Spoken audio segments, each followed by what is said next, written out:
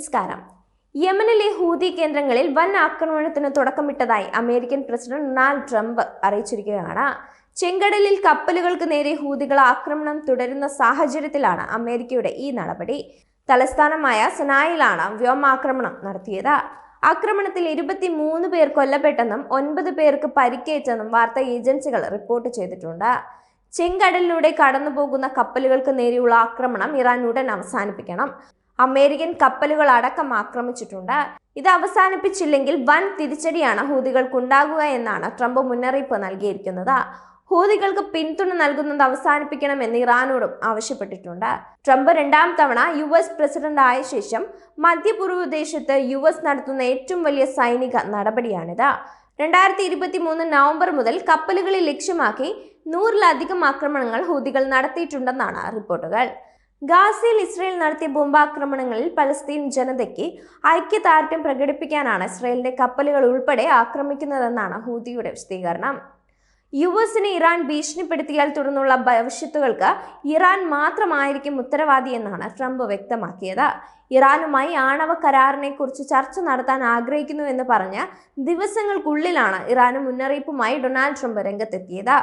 Houthi ശക്തി കേന്ദ്രങ്ങളിൽ ഒരു കെട്ടിടത്തിന് നേരെയാണ് വ്യോമാക്രമണം ഉണ്ടായതെന്നാണ് സനയിൽ നിന്നുള്ളവർ പറയുന്നത്.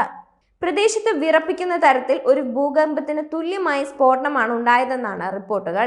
ഇസ്രയേൽ കപ്പലുകൾക്ക് നേരെ വീണ്ടും ആക്രമണം നടത്തുമെന്ന് ഹൂതികൾ പ്രഖ്യാപിച്ചതിന് തൊട്ടു പിന്നാലെയാണ് അമേരിക്കയുടെ ആക്രമണം എന്നത് ശ്രദ്ധേയമാണ്.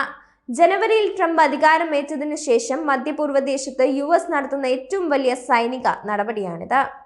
2023 നവംബർ മുതൽ കപ്പലുകൾ ലക്ഷ്യമാക്കി ഹൂതികൾ 100-ലധികം ആക്രമണങ്ങൾ നടത്തിയിട്ടുണ്ട്.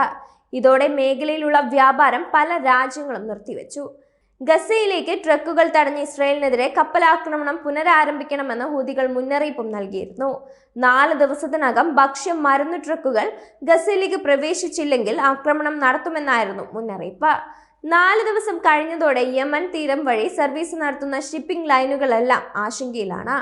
1ാം ഘട്ട വെടിനിർത്തൽ അവസാനിച്ചെന്ന് ചൂണ്ടിക്കാട്ടി മാർച്ച് 2 മുതൽ ഗസക്കാരെ പട്ടിണിക്കിട്ടിരിക്കുകയാണ് ഇസ്രയേല്. പുറമേ നിന്നുള്ള ഭക്ഷ്യസഹായ ട്രക്കുകളെ ഗസയിലേക്ക് വിടുന്നില്ല. ഇത് അവസാനിപ്പിക്കണമെന്നും ഇല്ലെങ്കിൽ ഇസ്രയേലിലേക്ക് പോകുന്ന കപ്പൽ ആക്രമിക്കുമെന്നുമാണ് ഹൂതികൾ മുന്നറിയിപ്പ് നൽകിയിരിക്കുന്നത്. മുന്നറിയിപ്പ് സമയം കഴിഞ്ഞതോടെ ഹൂതികൾ ആക്രമണം നടത്തിയേക്കുമെന്ന് അന്താരാഷ്ട്ര മാധ്യമങ്ങളും റിപ്പോർട്ട് ചെയ്യുന്നുണ്ട്. 2023 നവംബർ മുതൽ ഗസക്കാർക്ക് ഐക്യദാർഢ്യം പ്രഖ്യാപിച്ച ഹൂതികൾ 100-ലേറെ ആക്രമണം കപ്പലുകൾക്ക് നേരെ നടത്തിയിട്ടുണ്ട്. ഇതിൽ 2 എണ്ണം കടലിൽ മുക്കി. മറ്റൊന്നിലെ ആക്രമണത്തിൽ കപ്പൽ പിടിച്ചെടുത്ത് 4 പേരെ വധിച്ചു. അന്ന് മുതൽ സ്തംഭിച്ച ഏദൻ കടലിടുക്ക് വഴി ബാബ് അൽ മന്ദബ് വഴി പ്രവേശിച്ച് സൂയസ് കനാൽ വഴി യൂറോപ്പിലേക്ക് പോകുന്ന പാത ഇതുവരെ പഴയപടി ആയിട്ടില്ല. കപ്പലുകൾ ഈ റൂട്ട് ഒഴിവാക്കി ആഫ്രിക്കയിലെ കേപ്പ് ഓഫ് ഗുഡ് ഹോപ്പ് വഴി ദിവസങ്ങൾ അധികം യാത്ര ചെയ്താണ് സഞ്ചരിച്ചത്. ജിദ്ദ പരമാവധി ഒഴിവാക്കി കിഴക്കൻ പ്രവിശ്യ വഴിയാണ് സൗദി എന്ന ഷിപ്പിംഗ് ലൈനുകൾ പ്രവർത്തിപ്പിച്ചത്. വൻ വിലയേറ്റം ഇത് സൃഷ്ടിച്ചിരുന്നു. വെടിനിർത്തൽ വന്നതോടെ ചില ഷിപ്പിംഗ് ലൈനുകൾ വീണ്ടും സൂയസ് കനാൽ വഴി യാത്ര തിരിച്ചു. ഹൂതികളുടെ പുതിയ പ്രഖ്യാപനത്തോടെ ഇവർ വീണ്ടും ആശങ്കയിലാണ്.